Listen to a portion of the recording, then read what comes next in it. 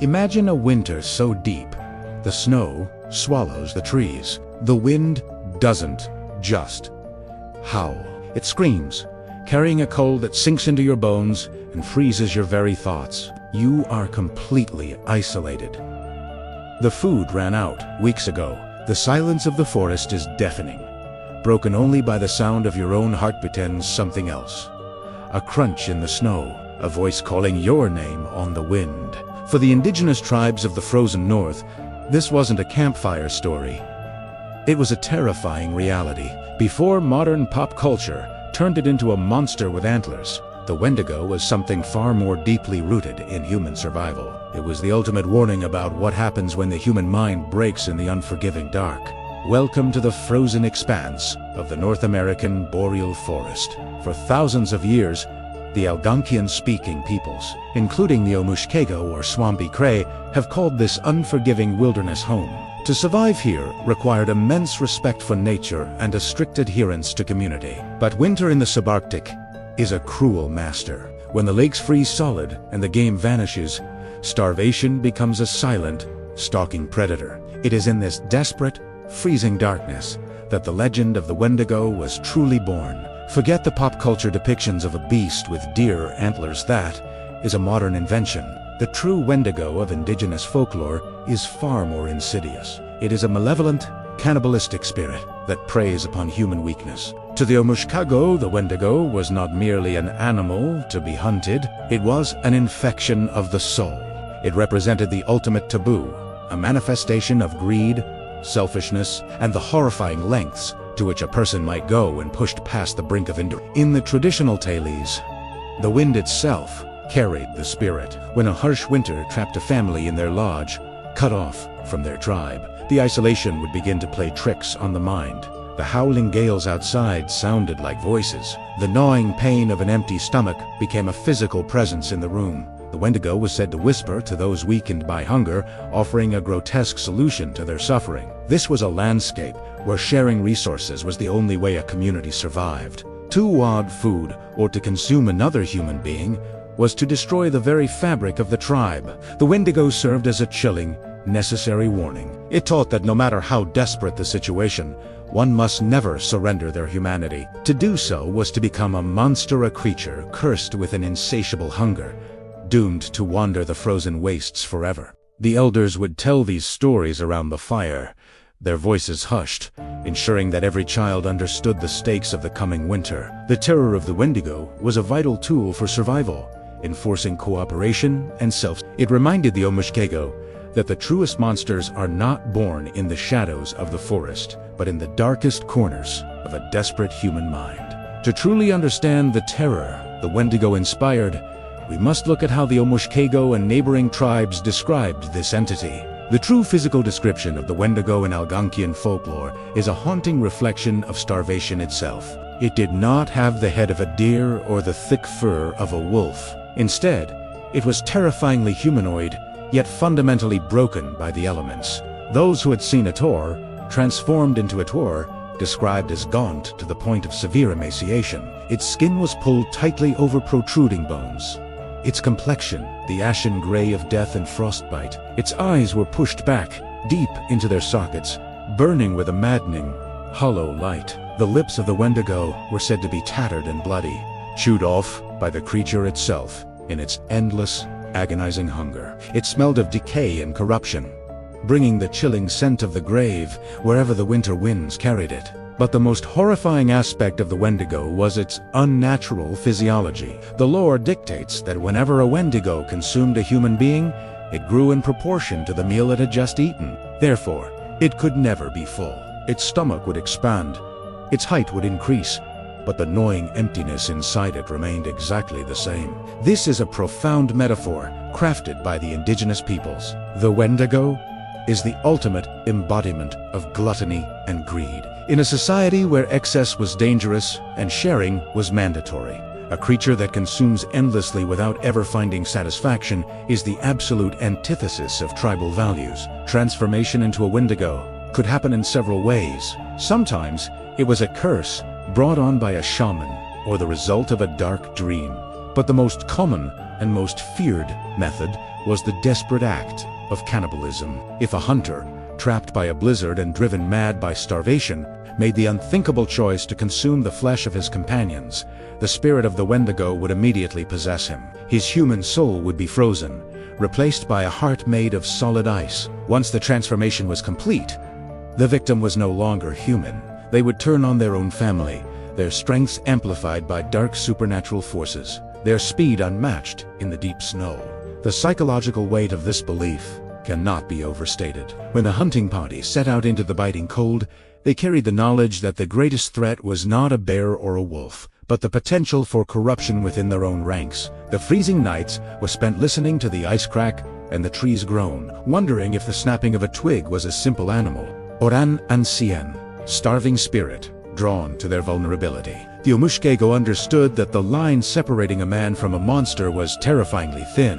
The folklore of the Wendigo is terrifying, but the reality that inspired it is far more disturbing. By the late 19th and early 20th centuries, European explorers, fur traders, and missionaries began returning from the North American interior with chilling reports. They had encountered something among the Algonquian tribes that defied Western medical understanding. It was a culture-bound syndrome, a deeply psychological phenomenon that psychiatrists and anthropologists would later classify as Wendigo psychosis. Wendigo psychosis was not a myth. It was a documented psychiatric condition that struck individuals during the harshest, most isolating months of the winter. The onset of the condition was almost always the same. A family or a small hunting group would be trapped by heavy snows. The provisions would dwindle, and the hunting would fail. As starvation set in, accompanied by the agonizing cold and the severe claustrophobia of the winter lodge, a profound melancholy would overtake a member of the group. The early symptoms were marked by a severe loss of appetite. Ironically, as the body starved, the afflicted individual would refuse normal food, overcome by nausea at the sight of dried meat or roots. This was followed by crippling anxiety and a deep, escalating paranoia. The sufferer would become convinced that they were being targeted by a Wendigo spirit, or worse, that they were actively transforming into one. Then came the most terrifying phase. The afflicted would begin to experience horrific delusions. They would look at their companions, their lifelong friends, their spouses, even their own children, and no longer see human beings. Instead, they saw edible flesh. The psychological barrier that prevents human beings from consuming one another began to violently erode.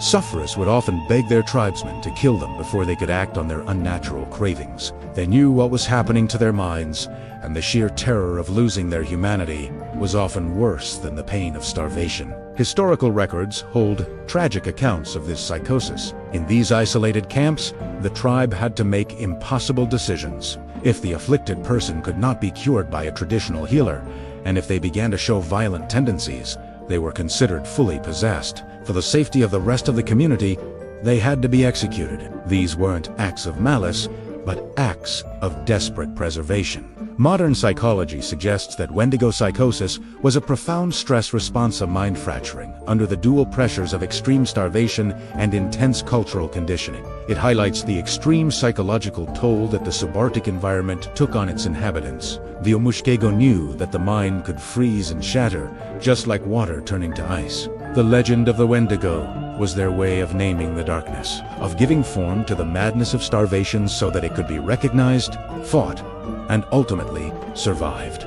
For the Umushkego and other Algonquian tribes, Wendigo psychosis was not viewed merely as a mental collapse, was a literal, physical possession by an ancient evil. The medical explanations of modern psychiatry offer little comfort when you are isolated in a snowbound lodge, hundreds of miles from civilization. In this desolate environment, the spiritual and the physical were deeply intertwined. When the hunger madness began to take hold of a community member, the tribe did not simply watch them fade away. They engaged in desperate spiritual warfare. At the center of this battle was the concept of the frozen heart. According to tribal lore, as the Wendigo spirit entered a starving victim, it began to physically alter them from the inside out. The human heart, once full of warmth and compassion for the tribe, would slowly freeze, turning into a solid block of dark, impenetrably eyes. This was the source of the afflicted's unnatural cravings. The ice heart demanded human flesh to sustain its own horrifying existence,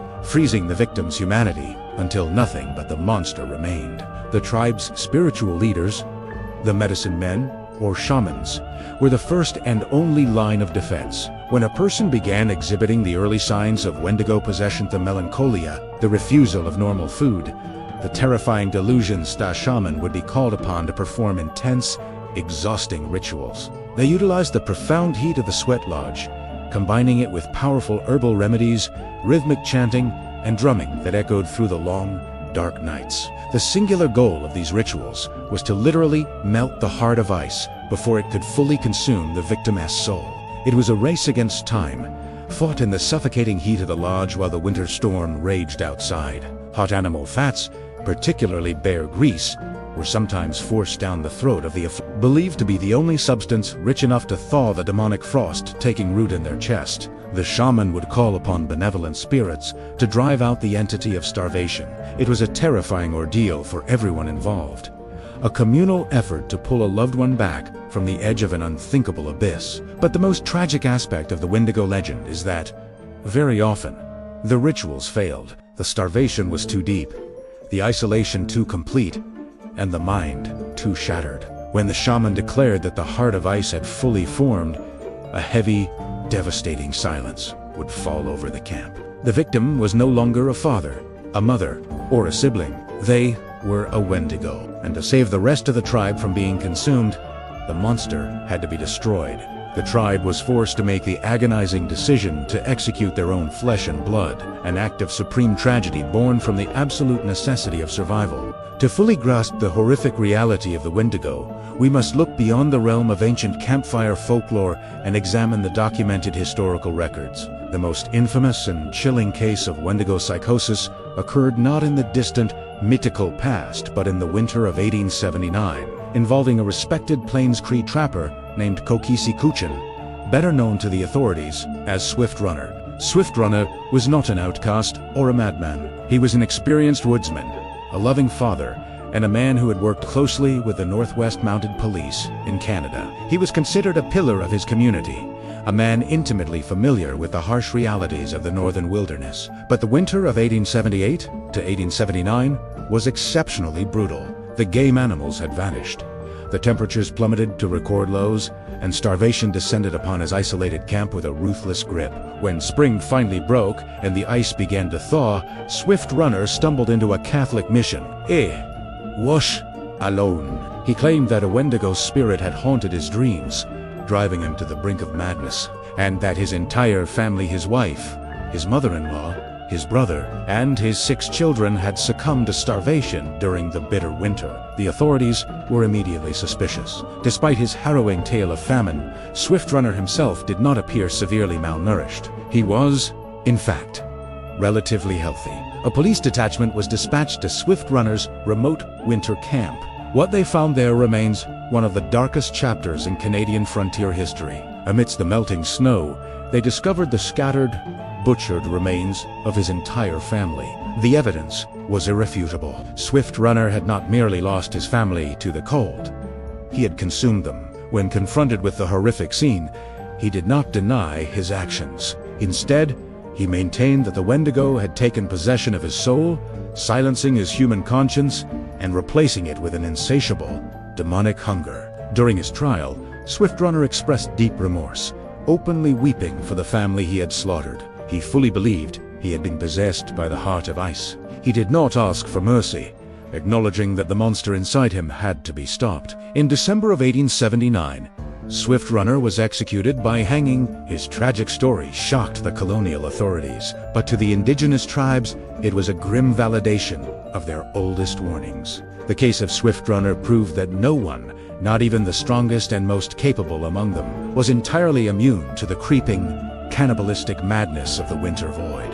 While the Wendigo is undeniably a figure of immense psychological terror, restricting our understanding of it solely to cannibalism or madness ignores a crucial layer of indigenous wisdom. To the Algonquian-speaking tribes, The Wendigo was not just a symptom of human fragility, it was an enforcer of ecological balance. The legend served as a profound, supernatural guardian of the environment, a warning against the dangers of human greed in a fragile, unforgiving ecosystem. In the subarctic boreal forests, survival depended upon strict resource management. You took only what you needed to feed your family and your community. To kill an animal for sport, to overharvest the winter caches, or to hoard food while others starved, was to violate the sacred contract with nature. The Wendigo was the ultimate manifestation of this violation. It was the physical embodiment of gluttony, a creature that consumed everything in its path, destroying the balance of the forest, yet remained forever hollow,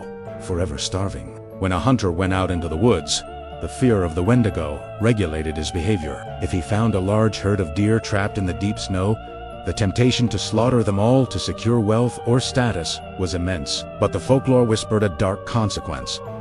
A man who gives in to excessive greed, who takes more than his share from the earth, invites the Wendigo spirit into his soul. Greed, in the eyes of the Omushkego, was the first step toward the heart of ice. It was a spiritual sickness that preceded the physical transformation. This concept became even more vital during the era of the European fur trade. As colonial forces moved into the northern territories, they brought with them a system of relentless extraction.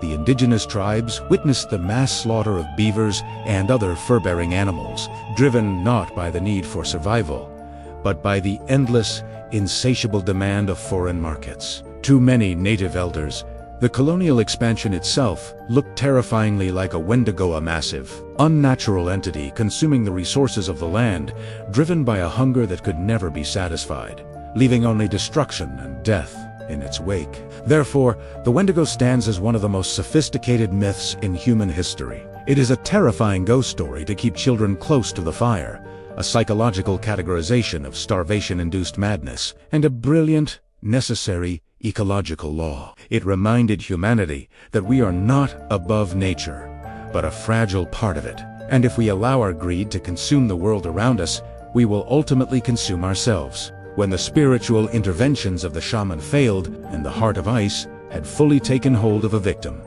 the tribe faced its darkest hour. The afflicted individual was no longer viewed as human. They had become an active, lethal threat to the survival of the entire community. It was in these desperate moments that a specific, highly burdened figure stepped forward: the Wendigo hunter. This was not a glorified warrior seeking adventure, but a tragic executioner tasked with an agonizing, sacred duty.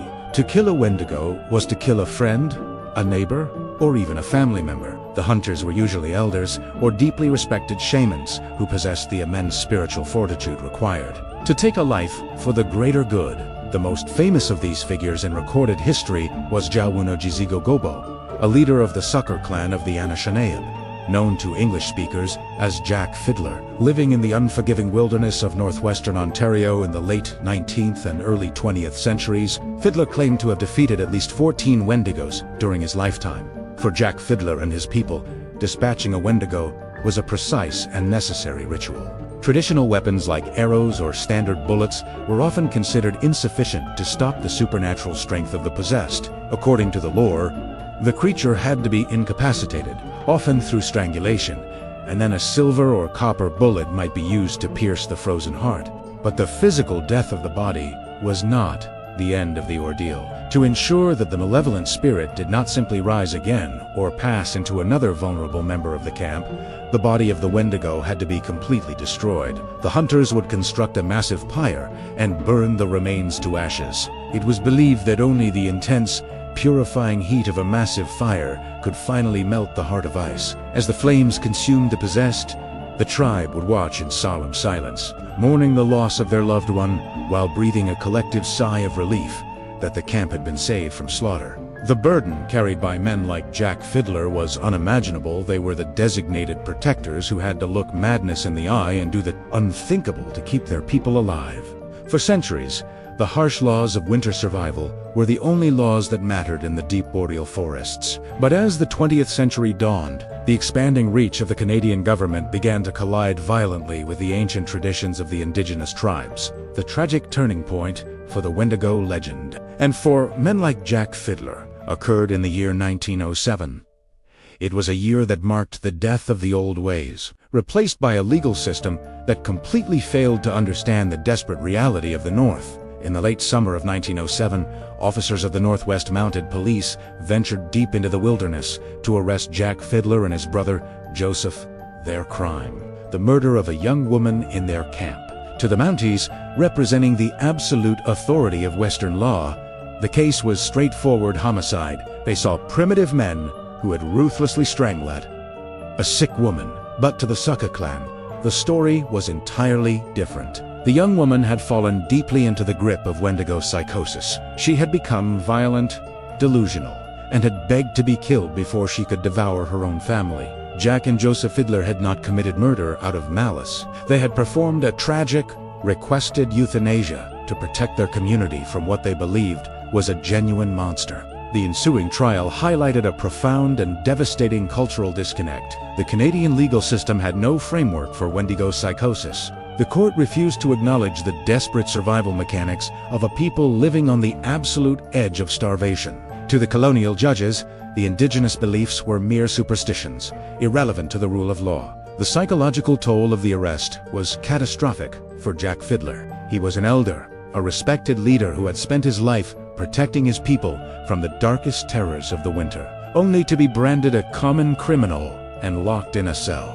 Realizing that his traditional world was gone, and refusing to be judged by a society that did not understand the harshness of his reality, Jack Fiddler walked away from his guards during an exercise period and took his own life in the autumn forest. His tragic end symbolized the brutal suppression of indigenous culture, a moment when ancient survival mechanisms were criminalized by an expanding, uncomprehending modern world. How does modern science explain a phenomenon as terrifying and specific as Wendigo psychosis? When psychiatrists and anthropologists finally began to study the historical accounts without colonial prejudice, they realized that the Wendigo was not merely a superstition, but a perfectly constructed psychological defense mechanism. It was a culture-bound syndrome, a psychiatric illness that only exists within a specific culture, triggered by a unique set of environmental and psychological pressures. To understand the madness, one must understand the absolute physical deprivation of the boreal winter. The Algonquian tribes often suffered from a condition known as rabbit starvation or protein poisoning. In the dead of winter, when larger game like moose or caribou were scarce, the diet was restricted almost entirely to lean meats like rabbit. This diet severely lacks the essential fats and carbohydrates the human brain needs to function. Combined with severe vitamin deficiencies, such as scurvy, the physical body was pushed to the absolute breaking point. When you introduce profound isolation, freezing temperatures, and the agonizing confinement of a small winter lodge into this physical deterioration, the mind begins to fracture. The human brain, desperate to make sense of the overwhelming trauma of starvation and the horrifying taboo urge to consume human flesh, turns to the cultural framework it knows best. For the Omushkego, that framework was the Wendigo. The myth essentially provided a script for the madness. Instead of accepting the unbearable truth that they were considering cannibalizing their own children, the starving mind created a scapegoat. The sufferer convinced themselves that they were not responsible for their dark thoughts. It was an external demonic forceheart of ice-taking control. The delusion of the Wendigo was, paradoxically, a desperate attempt by the human mind to preserve its own moral integrity in the face of an impossible situation. By believing they were possessed by a monster, the afflicted person could beg for death, ensuring that their community survived, even if they did not. Modern psychology recognizes that the Wendigo legend was a brilliant, if terrifying, sociological tool.